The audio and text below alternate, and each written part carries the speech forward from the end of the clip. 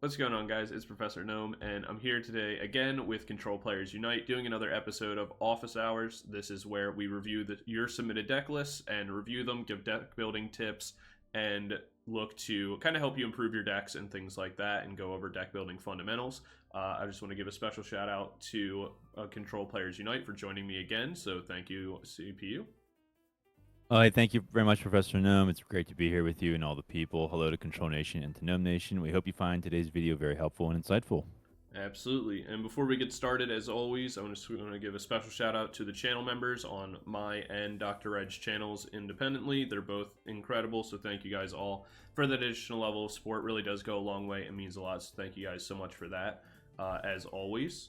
Indeed, and thank you to all the Discord members for all your great support and deck ideas. They're wonderful. Absolutely. And to jump right into this, we have Cristobon Banana with his submission of why am I not pronouncing it correctly? Electivire EX. I don't know why that was so hard for me to say. But this deck is really interesting. So I covered this deck on the channel a little bit ago, but I covered it with the electric generator engine and not the Joltik engine. And so they decided to go with the Joltik engine instead, so I figured I would edit this list up a little bit. So a couple things that I want to point out with this list. I think it's pretty interesting, and I do like the Joltik version. I think the electric generator version is a little bit better in my personal opinion. But if we're relying just on the Joltik, I think this list is cool. But a couple changes that I did want to make to it is the fact that it's running triple Iron Hands, and that's nice, but I think it is a little redundant. Having 3 feels a little clunky, as well as the fact that you're kind of stuck as Iron Hands being like your kind of only attacker. We don't really need 3 Electivire and 3 Iron Hands. And so one of the other things as well with the list that I noticed is that it runs Enhanced Hammer and the Power Glass. I don't really know what the Power Glass is for outside of just like being able to power something up in between a turn, but it doesn't really feel as impactful as it probably should. And the Enhanced Hammer is alright for like Luminous Energy, but I think that we're fine if our opponent has one. I don't think it makes too much of a difference to be discarding one right now. In the format, more often than not, they're going to be able to replace it on the following turn anyway, so we're not going to be getting a ton of value out of that. So those are the main things that I wanted to really address, is the overcompensation of Iron Hands and the tool cards. So if we go into my edited list, one of the things that we'll see is that I cut the Iron Hands down by 1. I still kept 3 Electivire. Honestly, I probably could cut that down to 2 as well and just do like a 3-2 line. But a 3-3 is, in my opinion, okay for this being kind of like the main card of the deck.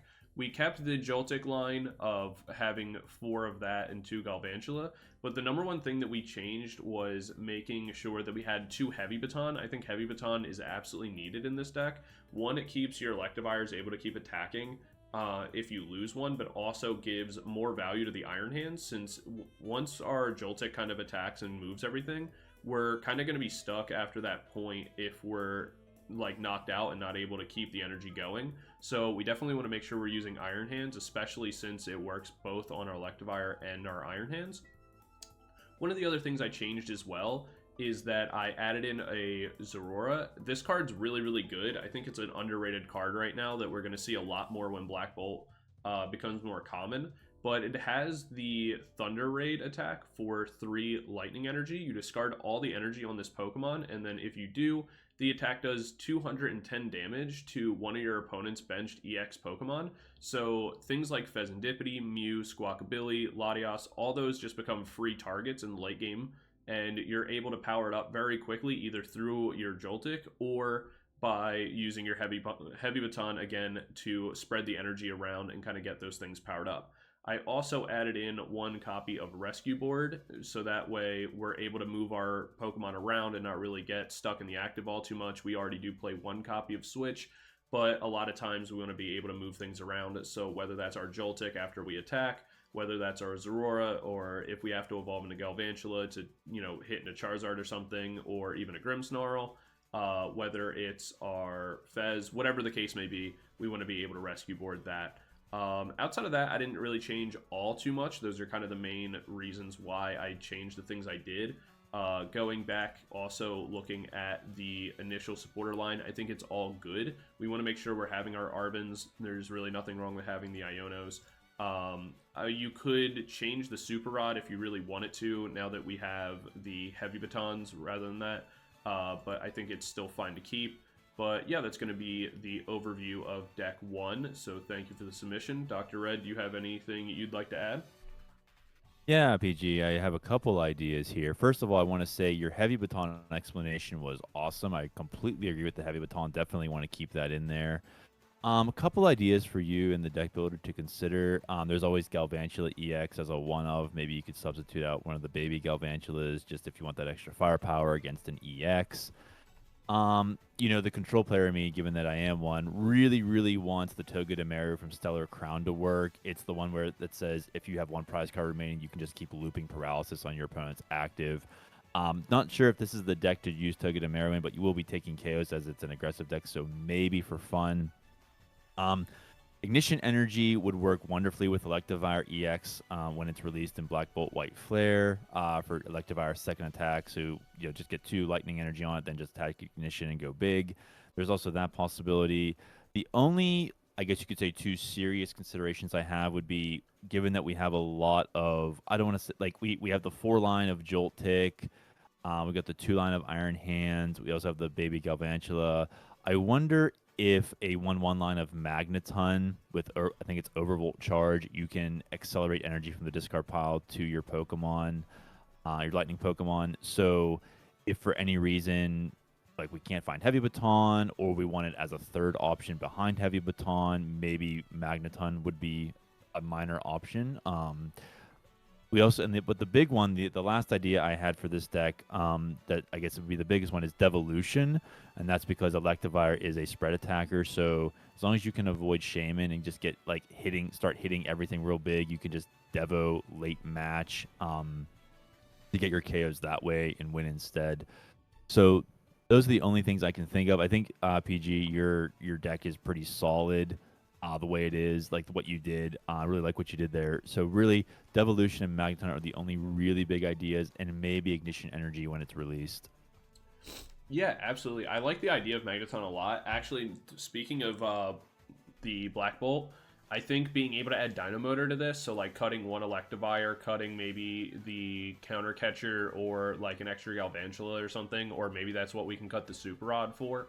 Just getting in like a Dynamotor play would be really, really strong. Or, like you said, Magneton would be really good because it'll allow us to target the Zeraora as well.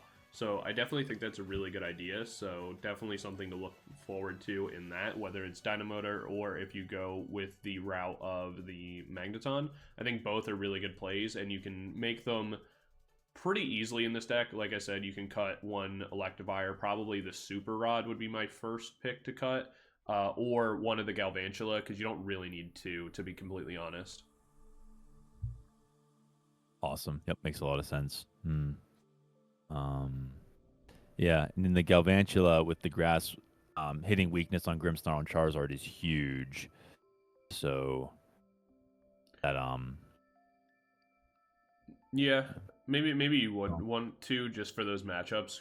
I think it just depends on how common Charizard becomes in the upcoming format. I think it's like not popular enough right now to warrant 2 because you only need the 1 for Grimmsnarl. But if we see Charizard become more popular in the upcoming formats, then I can see running 2. But all right, cool. We'll jump to the next deck if you want. Sure, yeah, it'd be great. Awesome. Take it away. So this is a deck submitted by Nova. Thank you, Nova, very much. This is a Zacian EX Dusk Noir spread deck. And I gotta say, this deck is actually really, really solid as it is.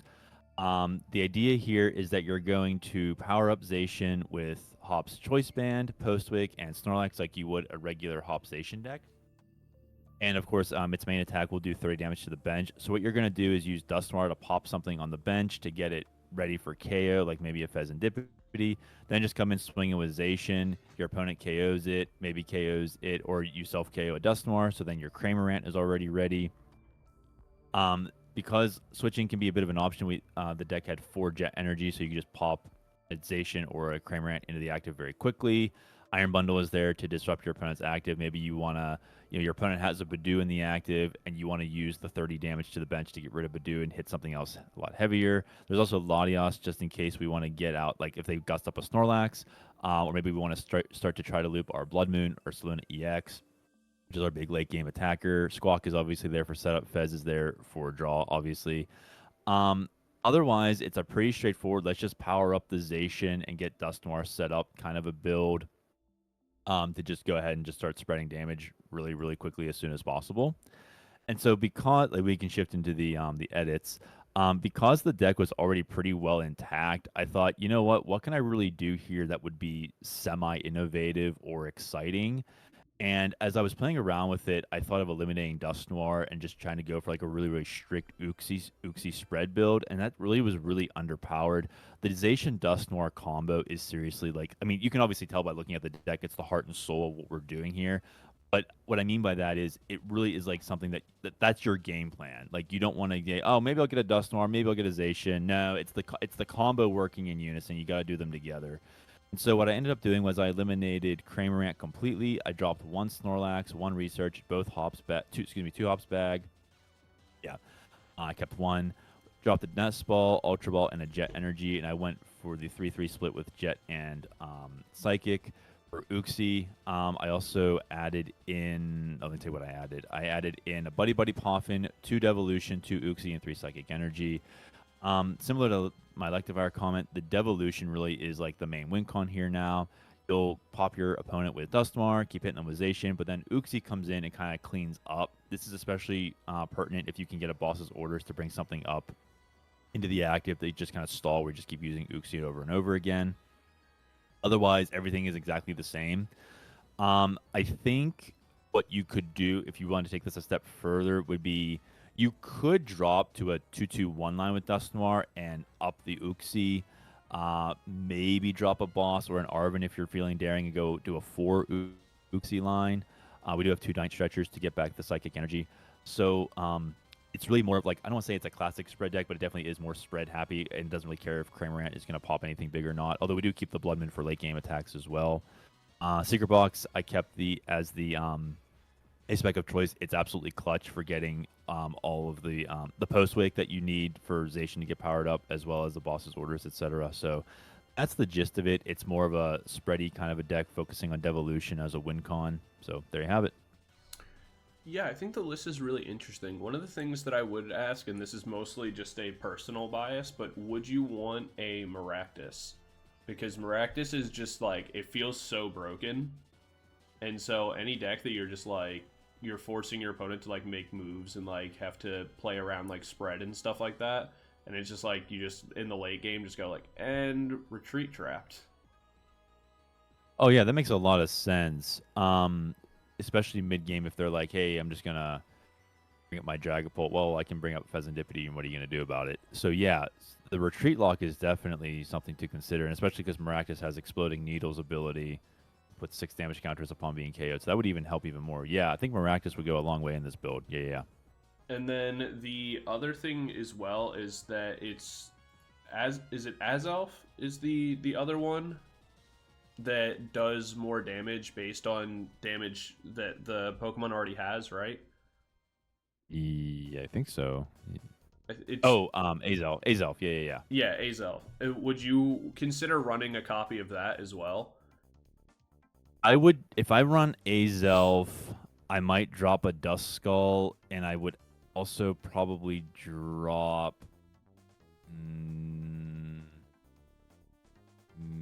maybe Hop's Bag, or maybe a Nest Ball, so I could get counter gain to make it much easier to use because we're already low on Psychics. So Azelf could work if we do a little bit of restructuring, maybe fixing the Dusk line to say, hey, we'll hit something big like a Fez, but leave it there so that Azelf can get more damage later. So yeah, Azelf is definitely a good option too. Just because I feel like having at least one copy of it, so like if they do make something big, like a Charizard EX, for example, or a, let's say something like a Dragapult EX or something like that, you have Devo, but I feel like just being able to go like drop Dust Noir attack is like, I guess that's the same thing though. I guess you do already have Devo. Never mind. You're fine. I think if anything, we could drop a boss, get another counter catcher, because if we're gonna pop with Dust Noir, we're gonna be behind on prizes. So then we can have an opportunity to really bring up Charizard and be like, "Hey, what's up?" Yeah, I do like Maractus though. I feel like Maractus is kind of busted, but I just think All that about for the every control. deck. No, that's fine. It's more control. It's all good. But yeah, I think the list is really well done. I think the other thing too, like with this list, is I think it's an interesting concept where I guess the only other thing I would do is like I would try to make space for the Snorlax, just because I think Snorlax just brings so much value. And it's like just only having the one is like, I feel like if it gets like prized or something, that just like feels really bad. Yeah, I could see that. Yeah. Yeah. Maybe jump an S-Ball. Could probably put in a redeemable ticket even if we're feeling it, or just put in 2 Snorlax. Either one works. Yeah, gives more hops. Makes Hop's bag more valuable.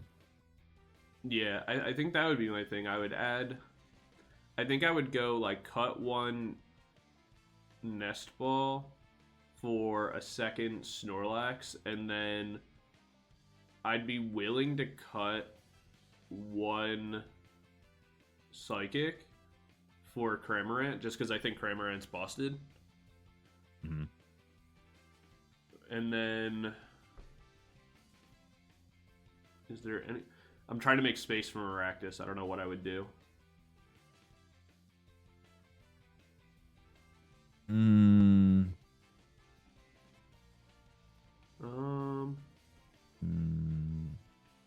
I guess you don't need it. Yeah, well, I mean, it is pretty good. You could drop a Postwick if you're feeling daring. You could drop an Arvin or an Iono. Even drop another Professor's Research. But Yeah. then, yeah. I don't know. I would save Maractus for later, like test that as it is, but I would definitely add the Cramorant and Snorlax, just because like Cram's so good. Like it's such a dumb card, and being able to combine that with Dust Noir feels so good. Especially too, because like you could go like Uxie, start doing spread. They knock that out. You go Zacian after, get even more damage down, and then you just start going Cram. Yeah, that makes a lot of sense. Yeah. I mean, that's why the first build is so powerful. Yeah, I was just like, how am I going to do this? Well, yeah, I definitely could see the Kramer coming in and doing more spread. I mean, not spread damage. I'm sorry, doing more damage to the active, and then Azoth cleans up, or you could Uxie and then just boss something else up and be like, hey, you can't get out of the active with Maractus. Yep. I'm like sitting here thinking, it's like, could you just cut Zacian and just go like Uxie Azelf? Oh yeah, absolutely. With, You like, could. Cram? Yeah. Yeah. I feel like that would actually be kind of crazy. And then you're only giving up one prizers too. So then like Cramorant gets just even more time, and they can't boss around your Cramorant. But would you then also cut Snorlax just because it might take up extra space? Probably. I would just keep Choice Band Postwick. I feel like that would go crazy. Yeah. Because, like, you just use Uxie early, just get, like, extra damage.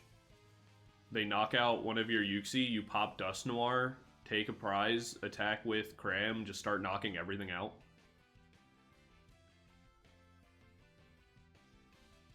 I feel like that would be busted, no? There you go. Nova, you got your new deck idea there. Alright, maybe that would be great, maybe it'd be terrible, I don't know. But, alright, we'll jump into the next one. And the deck list that we have next comes from B448.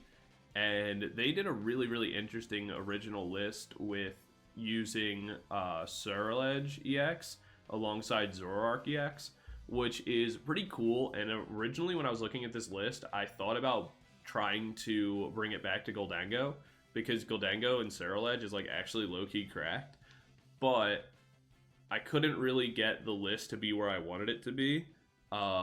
without it just becoming a Goldango list, and then that felt pretty bad. So I ended up sticking with the idea. Going over it, the main thing that I wanted to change when it came to this list is I really like Zoroark alongside Ceruledge because of the draw power that it gives you and the ability to discard the energies and kind of turbo through your deck, which is something that Ceruledge needs to be able to do.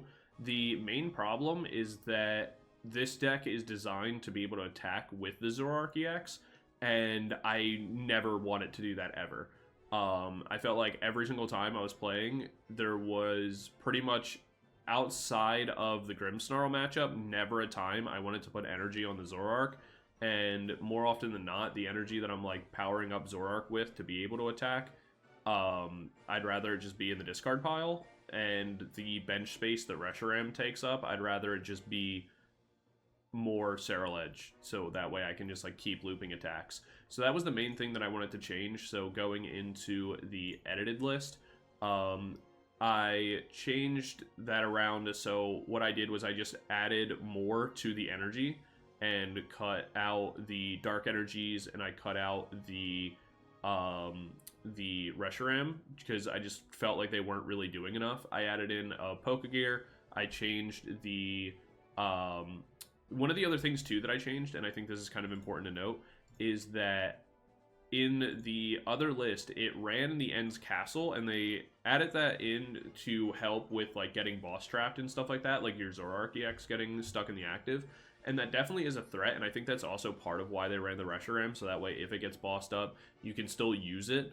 But we're playing 4 Jet Energy, and so I'm just really not that worried about it, if I'm being completely honest. And so one of the things that I changed was that I added in the Pokemon League headquarters instead of the End's Castle. The main reason for this is that one of the decks that you'll struggle with is if you're getting Badoo locked early and you're not able to start like really turboing through your deck and like being able to use your Brilliant Blender and stuff like that. So the Pokemon League headquarters can help that a little bit. Even though this deck isn't super Badoo dependent, it just can feel a little bad. But also the main thing is that you're a kind of turbo aggro deck, and so other turbo aggro decks, more specifically Raging Bolt, if they get ahead of you, they just beat you. And so you need everything you can to kind of make that matchup a little bit easier, and so that's why we're playing that, since it's our like most common bad matchup. So we're just teching for that as much as possible. The only other thing I would change from here that I have kind of reconsidered is adding in a third Zora and Zoroark, just to make finding it a little bit easier. That way we're not like Ultra Balling for it, and just getting more on our bench, so that way we can just kind of loop those as much as possible.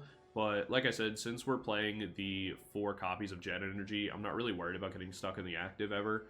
It just means that like we have to play a little bit more cautious around it. But even if we have to attach 2 energies a turn to our Zoroark and retreat them out, it's like that's fine too. Just feels a little bit worse. But yeah, that's going to be the main things that I changed. Like I said, I added the Pokegear. I changed the supporters around slightly. I think I did. I don't remember if I ended up changing them back actually. Yeah, I added in 1 more Carmine, cut 1 boss. And then I also took out the Rigid Bands. Rigid Band could go back in, but I would only run 1 of them, not 2, since again we're not really using the Zoroark, so we're not going to get opportunity to use the Rage attack anymore, so it doesn't really matter as much. But yeah, that's going to be the main changes for the list. Anything to add, Dr. Red? Oh yeah, thank you for that, PG. Yeah, it's a really interesting take. My first thought was the Squavit Mew EX engine, which I know a lot of Cerule Edge decks play, but like if Zoroark is just your straight up draw engine, like what does it matter? So there was that. Would you consider Professor Gnome in the wake of like Brilliant Blender makes a lot of sense for getting the energy into the discard pile? Hypothetically, because you have Zoroark to discard it, and you have Ultra Ball and Professor's Research and Carmine, would you consider the idea of Legacy Energy as your A-Spec of choice? Yeah, I mean, I think Legacy Energy is really cool. I think it's a very good card. I think Brilliant Blender is just so valuable. Yeah. Because one of the things with Brilliant Blender that I like a lot And I think this is the underrated part about Brilliant Blender is that Brilliant Blender, everybody's like, oh, you just play it and discard 5 energy. And it's like, you can do that. But more often than not, I found that I'm fine getting rid of like 3 energy and using that extra turn to get rid of cards that are just going to be dead draws later on. So like getting rid of the extra squawk ability in my deck. If the game doesn't call for it, I can get rid of the headquarters early. And then so it's like getting rid of squawk, getting rid of double headquarters, getting rid of, you know, a couple fire energy after the fact. Then it's like, okay, cool. You know, I plussed up a little bit of damage. I can always get the rest out later. But now I'm not worried about dead drawing those things later on, since like we do play triple Ultra Ball. We have the end Zoroark to get rid of them later. So it's kind of about just like getting dead cards out of my deck as well. Makes a lot of sense. Thank you for that. You said Maractus in the previous build. So speaking of Retreat Lock and the Ends Castle bit, what about considering a Mist Energy in case your opponent wants to boss trap your Zoroark? Would that be an option? Yeah, I didn't really consider that, but that's definitely something that would be an option. For sure. I think that Mist Energy is overall just really good. It can be really beneficial in a lot of different scenarios as well. And if I don't need it, then it goes into the discard pile and just becomes another energy anyway. So definitely, I could see putting that in for sure. Yeah, I mean, you have Jet Energy too. It's just, I'm trying to think as broadly as possible. But yeah, so Jet Energy would probably solve that issue anyway. But, you know, you never know how things will be with prizes and whatnot. But anyway, so do you have any thoughts, PG, in light of playing this deck with the Zoroark engine compared to what I think a lot of Sword Ledge players are doing with the Revavroom draw engine? Do you have any opinions on that? Yeah, so I think Revavroom is interesting in the sense that it helps you get your Pokemon to the discard pile, and it is a 1 prizer, which I think is good. Like, it stops you from, you know, giving up 2 prizes on the boss play. But the reality is that if you have Zoroark on the bench and you have Ceruledge in the active, they're the same HP. It doesn't matter. If they can knock out one, they can knock out the other. So a lot of times getting boss doesn't really matter. It feels like, because it's like, all right, cool. If they're able to knock out Zoroark, they were going to be able to KO me anyway. It doesn't really come down to a boss. I think that the reason why, like, so Revavroom gives you more value when you have less of a hand, as where Zoroark gives you more value overall. Because a lot of times, the main difference is, like, I would say Revavroom is better if you're going to get Iono'd in like the late game, because then it's like you just need 1 energy and then you plus up 6, or is it 5 or 6? I don't remember. It's up to draw until you have 6 in your hand. Okay, yeah. So it's like you draw up to 6 off an Iono in the late game, off just a random energy, or like a Night Stretcher into an energy, or whatever whatever the case may be. But I feel like a lot of times it's like if you have Zoroark on bench, and you have, let's say you have both Zoroark, right? Which, granted, is more bench space commitment, but it's also safer. So, like, it is higher HP. It's harder for them to target up with boss or something like that. But let's just say, hypothetically, even with just, the 2, right? It's like, you're pretty much getting the full value of the Revavroom anyway, and you're still able to discard extra stuff. The other benefit as well is that the Zoroark doesn't need an energy to be discarded. It can discard anything. So whether you have another Squawk in your hand that's dead, or the random Toro that isn't going to matter this game, or whatever the case may be, you can do that rather than being like, all right, well, I have Revavroom, but I have no energy, so I guess this just kind of sucks. Yeah. So Zoroark's much more flexible. Yeah, I actually like the Zoroark a lot, which is a card that I wouldn't have thought of running with the Ceruledge at all. And like I said, I really like Goldango, because it does a very similar thing. And you can also use Goldango as like a early game attacker and just kind of like let the game go for a little bit. And then like as they knock out your Goldango, then you get to bring in Ceruledge after, and you've discarded enough energy that like it doesn't matter, and then like you don't have to run like superior energy retrievals and things like that, because like you don't care about getting them back. But the main issue is like that was pre-Energy Search Pro, and Energy Search Pro just feels so good to play with Goldango and feels so bad to play with Ceruledge. So now it's just like, I don't know. There's definitely a pairing. There's a way to do it, but I wasn't finding it. You're fine. Yeah, cool. Thank you for that. Something that just occurred to me while you were... I heard everything you said, but something that just occurred to me while you were talking. How does this deck deal with Mimikyu or wall cards? You cry. You boss around them. Sorry, go ahead. No, yeah, you boss around them and call it a day. That's pretty much it.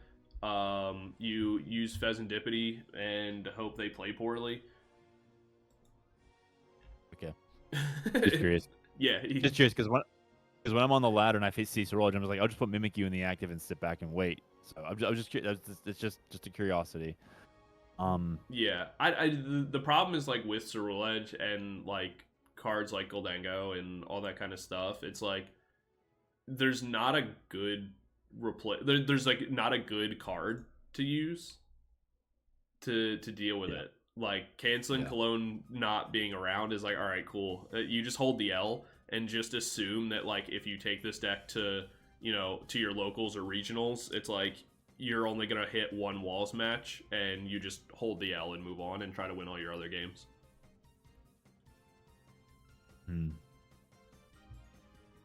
Yeah, makes a lot of sense. Yeah, that's part of my deck building philosophy is like I'll tech. So pretty much like my philosophy when building a deck is that you can't tech for everything. So I allow 2 cards for a tech matchup, and you can either do so you try to find your hardest matchup, like the thing that you're going to lose to if you face it, and then you divide that into what's going to be the most common. So like for this deck, your worst matchups are going to be like walls, obviously, because we have like no answer. So we could spend 2 cards trying to find an answer. Or our other most meta poor matchup is Raging Bolt. So it's like I can tech for Raging Bolt way easier than I can tech for walls. So one, I just have to hold the L, and the other I have a chance of beating. Because a lot of times you can't tech for everything. And the problem is that when you try, like, let's say it's like, oh, our bad matchups are, Guardy, Dracopult, and, and I don't know, like Grimmsnarl. It's like, all right, well, your bad matchups are everything in the meta, so you're going to lose anyway. And if you try to spend, 6 cards out of your 60 teching for random matchups, you're never going to have the tech card you need for the matchup when you need it, or like when it's relevant. So my general rule of thumb is that you pick one matchup to accept the L, like just understand that like maybe you can win but you'll probably lose, and like that's okay, you knew that going in. And then your other bad matchup, it's like you spend 2 cards, 3 maximum, to make sure that like if you play into this, you have the best possible odds of still winning the matchup, and the rest of the field you're like okay into, and like the rest of the field comes down to like just player skill. Makes a lot of sense. Yep. But yeah, just to kind of to finish up this mini tirade, because the reality is that you're never actually going to hit, like, you may say your worst matchup is like, I don't know, let's say my worst matchup is Goldango, and it's like, okay, well, at regionals or an event, Goldango's getting played 5%, or let's say on a good weekend, like a 7 or 8%. The chance that you hit Goldango 3 times is so low that you're probably fine just like holding the L on the one round you play it. Makes a lot of sense. Yeah, why sacrifice a fun and good build if you just have for something if you only have one auto loss? Yeah. But anyway, that's my tirade over. We'll jump into the next list. You're fine. That was pretty good. I liked it. I liked a lot of what you said about the deck building philosophy there. All right, so this is Ray Unique List. It comes to us from Gumball. Thank you, Gumball, for the list. So Ray Unique List is a stage 2 with an attack called Summoning Gate. For 1 colorless energy, you look at the top 8 cards of your deck and put any Pokemon you find there directly onto the bench. There is a spiritual successor to this card called Tatsugiri EX, of which I am a famous player at CPU for. It's one of my favorite cards. As an attack Cinnabar Lure for 1 water, 1 fire, 1 darkness energy, and you look at the top 10 cards of your deck and put any Pokemon you find there directly onto the bench. So the original build here has 3 Pidgeotto and 4 Pidgeot. That's if you find a Pidgeotto, you can just evolve into a Pidgeot if you get it into your hand. That's a common trope with this kind of a deck, Ray Uniqueless or Tatsu. And then we have the Garganical, which allows you to attach a fighting energy from the discard pile to one of your Pokemon once per turn. If you do, you heal 30. And then we also have the Mamoswine EX line. And Gumball liked the Mamoswine EX because what you could do is if you get it on the bench, but you have like a stage 1, like a Pidgeotto, you can just use Mammoth Hauler to find the stage 2 without having to use use like a search card or anything like that. Plus, it gels well with Garganical, and you get the fighting energy, and you have all the stage 2s you're trying to put on the bench with Ray Uniqueless anyway. So the idea is you're just gonna go for it, which is true, ladies and gentlemen. If you're gonna play Ray Uniqueless or Tatsugiri, you have to be a no-nonsense builder. Just, don't put in any fancy tech cards like Airy or Zerosic. Nope, you need consistency with archetypes like Ray Uniqueless and Tatsu. And here you can see 4 copies of Boxed Order that allows you to search for any 2 item cards, but then your turn is immediately over. And Gumball had some really good success with this in finding rare candy. The problem was Badoo and the fact that your turn is over, your opponent might donk you. Brilliant Blender was originally there to just get rid of cards you didn't need. So like what you said, PG, about Cerule Edge, getting rid of the extra squawk, that type of stuff. He did that so that he could find Mamoswine and Pidgeot much easier. Big Air Balloon is there to get Mamoswine out of the active. And the Luminous is there to attack with Ray Uniqueless's second attack, which will induce confusion. So that's the idea with Ray Uniqueless. You're going to try and just get these absurd stage 2s onto the bench and just have fun. And the advantage is that, well, you can get some really, really interesting combos as we're about to see. So if we move into the edited version, I asked Gumball, are you beholden to the Mamoswine list? And he said, no, I just liked it because of the ability. And I said, oh, that's wonderful because I know how to build it now because I play Tatsugiri all the time. So we're going to do a 4-2-4 line here. Now, the reason why we're going to, real quick, the first thing is we're going to put in Grand Tree. Now, a lot of you don't like Grand Tree, I'm told, because it helps your opponent. If your opponent is playing Dragapult or Charizard or has a Pidgeot, you're going to help them. Well, I completely understand that objection because we don't want to help our opponent, but the problem is Ray Uniqueless is very, very vulnerable. Not just to Badoo, but to the fact that it's just a little small one-prizer with only so much HP. And so, like with Tatsugiri EX, you have to just go all for it and get it out. And if that means you have to run 4 copies of Chorus's Tenacity, which we do, then you have to do it. So what you're going to do is you want to go first to get Solosis down to get your evolution for turn. And if you find one of your Chorus, get your Grand Tree, you'll get your Grand Tree and your energy, you evolve, get Ray Uniqueless, and then just start playing. Just start getting stuff onto the bench as quickly as possible. The reason why I chose Hydreigon and Blaziken is because Hydreigon is the best archetype to play with Tatsugiri, and Blaziken makes it so much better because you get a free energy acceleration from the discard pile with its ability Seething Spirit. So we're going to sacrifice... We have just one Pidgeotto, but we're going to sacrifice all the stage 1s except for Xylis, and we're going to just go all in. For those of you that don't know, the baby Hydreigon states that you can look at the top 3 cards of your deck, attach any energy you find there directly on to your Pokemon, discard the other cards. We're okay with discarding the other cards, even if they're Pokemon, because it helps us to thin out anyway. The fun thing about Ray Uniqueless is that I find, because we're running 4 copies, I'll actually get another Ray Uniqueless in the process. So if my opponent wants to KO me, that's fine. Just bring it up and start trying to use Summoning Gate again, which is one of the good things compared to Tatsugiri. It is single price compared to 2. We have Boss's Orders to find... We have Pidgeot so we can find Boss's Orders. We can find Crispin to get the Hydreigon charged up even quicker. Iono is really good for resetting your hand, especially when your opponent's going to keep taking KOs, get them down to 1 or 2, 3 cards. It's funny, PG, because I think the most underrated card in Tatsugiri builds, and this goes for Ray Uniqueless as well, is Cypher Maniac. Because Cypher, especially if you can find Pidgeot, Cypher will put the 2 cards you need on top of your deck, depending on what you have on your bench already. That's going to be Hydreigon and Blaziken. You can win a match with just those 2 cards alone. That's how powerful the combo is, and Ray Uniqueless just puts them right onto the bench. Ultra Ball is there for finding something, a stage 2 if you already have a stage 1 on your bench. Rare Candy is there to increase our chances of getting Solosis evolved into Rare Uniqueless, hence why we have 3 Arvins. Like I said, it's all about just get out, get it going. Don't do anything funny. Don't do anything fancy. Just go for it. We have 1 big air balloon in case Hydreigon gets, if our, like, we get a Hydreigon on the bench and our opponent bosses it up, that's totally fine. And the rest of it, oh yeah, the rest of it's just the energies. The 3 Darkness and Psychic are self-explanatory for Hydreigon Ray Uniqueless. We also have the Metal Energy for Hydreigon. We have a single Fire for Blaziken, and we have a Luminous Energy. The Luminous Energy is actually quite interesting because I find that, like, Hydreigon, I'll get, like, a Psychic, Metal, Darkness Energy on Hydreigon, and then, like, my Fire Energy will be prized.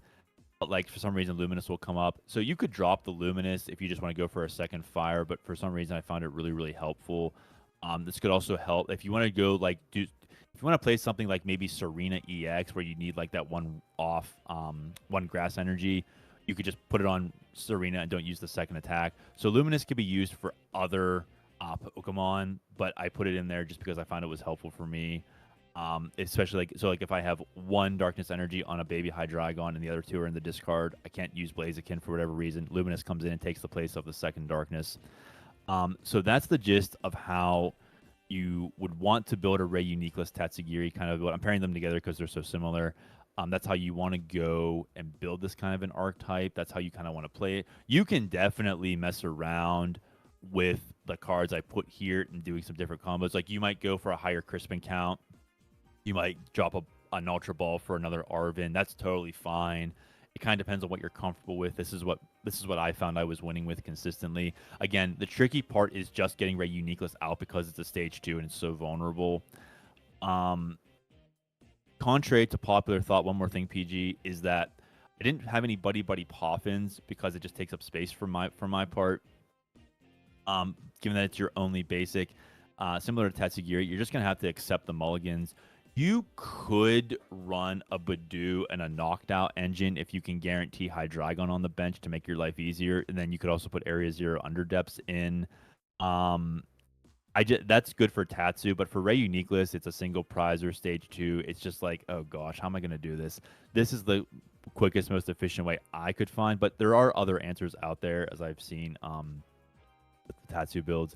So I'm going to stop talking and see if you have any thoughts. Yeah, so something that I was kind of thinking about when I was looking at the list. So I was thinking about Buddy Poffin until, like, you kind of brought that up, because in my head I'm like, I'd probably cut Air Balloon, 1 copy of Ultra Ball, and, like, I don't know, maybe like a random Dark Energy or something. So that way I could go like 2 copy Buddy Poffin, 1 copy Pidgey, just because I'm already running 4 Rare Candy, and, like, you could go Solosis and get your Pidgey out and everything like that on, like, the same turn. And then that way, like, you could go Grand Tree Rare Candy, get out Pidgeot, Reuniclus, be able to go and, like, just start kind of popping off from there. But I don't know how actually, like, often that would I don't know how much that would actually happen. But, like, on paper, I feel like it's good also because, like, I just want to make sure that I'm able to get the Pidgeot out, like, every time, especially because, like, there's no Mamoswine. And so I just feel like that's decent, but you may not even need to do all of that. You could probably just run, like, the 1 Pidgey. No, because, never mind. You do want to mulligan until you get Solosis, actually. You don't want to risk getting the Pidgey and then not getting any of your Solosis out, because then you're just kind of doomed. So, never mind. No, you're fine. Yeah. Yeah, no, it's all good.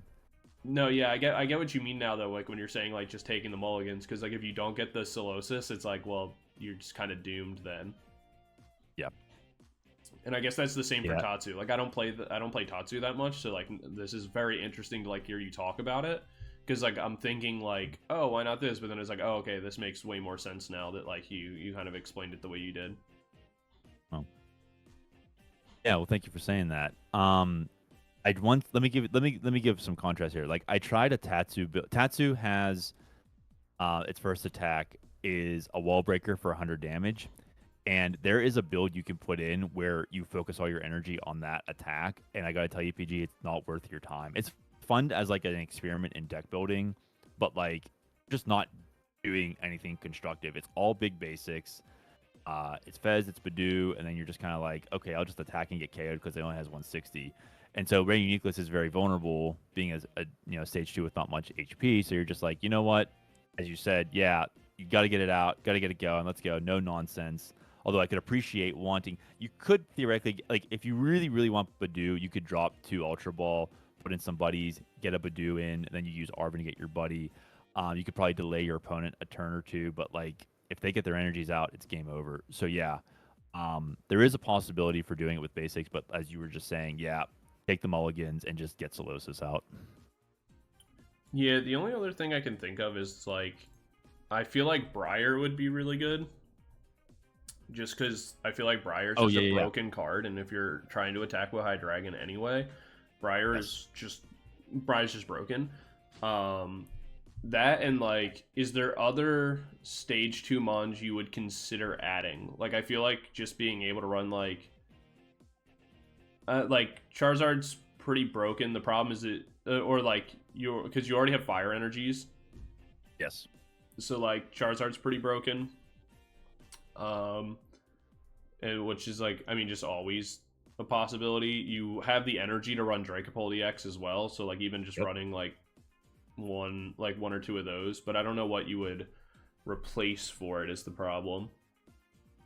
Oh yeah, no, PG, you're absolutely correct. Like Charizard and Dragapult are completely legit archetypes you could play with this card. There's no question about that. The number 1 stage 2 that I would put in is Dusknoir. Just put Dusknoir on the bench. Yeah, just pop whatever you want and just be done with it, and it's totally fine. Greninja EX with the 170, I forget the name of it, the 170 attack that searches for any one card. It's completely broken. Slacking EX, especially if you can put in a Boomerang energy in, it's broken. Baby Quackleval that allows you to attach an energy is broken. The Togekiss lets you take an extra prize card. That's totally broken with this. Again, like, yeah, you're absolutely right. If any of you watching, like, you don't like the Hydreigon build, that's totally fine. Just substitute something. Take whatever you want and put it in. Ray Uniqueless is extremely flexible because it has a colorless energy. I recommend you keep 1 or 2 copies of Blaziken because, I mean, 200 attack and then it's a free energy acceleration is just really OP with these types of cards. But yeah. So, no, PG, what you said about Charizard and Dragapult, completely legit. Absolutely, go for it. And yeah, my number 1 recommend, just to answer your question, yeah, it's Dusknoir. Absolutely, put in Dusknoir. It's broken. Yeah, I like the idea of Dusknoir a lot, especially to like being able to use it, and like as we were like talking about, like being able to use it, especially if we just add in the 1 copy of Briar. Yes. Like Dusknoir with Briar is like actually kind of cracked, so that's like maybe the biggest change I would make. Like I would probably cut Air Balloon because I don't know. I feel like because can anything get stuck that I guess you don't really play Switch or anything like that, so yeah, I guess you'd have to keep it. What you could do is you could cut Luminous Energy and put in a Jet Energy and then like hard retreat something out, like maybe Pidgeot, which you're also kind of charging it up anyway. I think Air Balloon is definitely cuttable. If you're paranoid like me, you don't want Hydreigon getting, but that's just me. I mean, totally do whatever makes you comfortable. Yeah.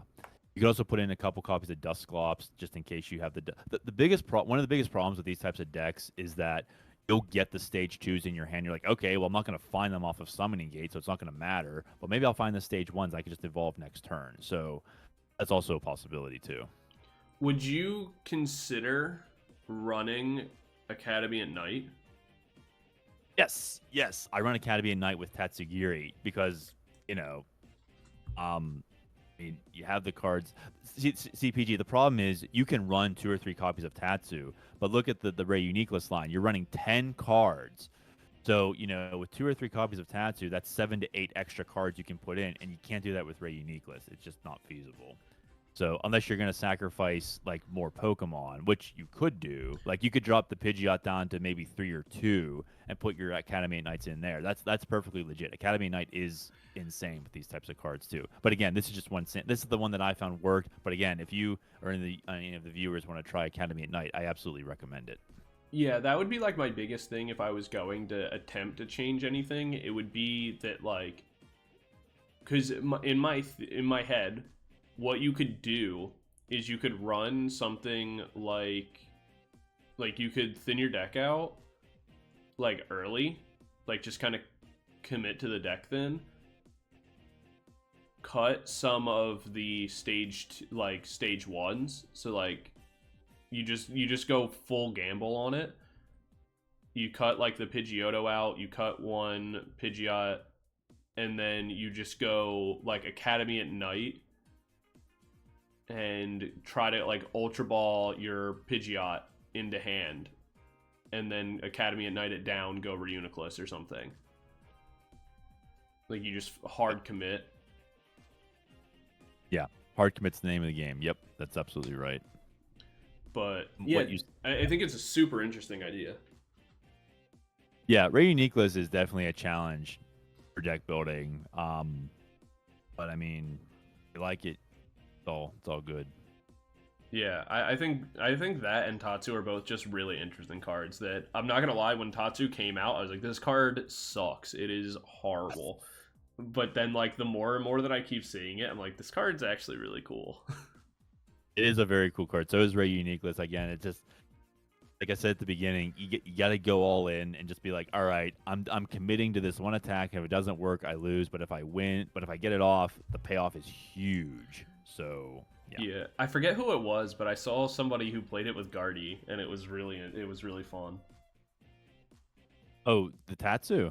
No, Reuniclus. So like they used Reuniclus with Guardy. Oh, And, wow. yeah, and so they just used Reuniclus with Guardy and just threw out like it was just like Gardevoir, like their whole setup. Oh, wow, that's insane. I have no idea how good it is or like how consistent it was, or like for all I know they they got it to work one time and just highlight reeled it, but even still that's so cool. Yeah, I agree, that is cool. Even though I'm a Guardy disliker, that is a pretty cool idea. Guardy's cool. It's just broken. But all right, I think that's gonna bring us to the end of this. Unless there's anything else you want to go over on any of these decks. I'm good, PG. Thanks.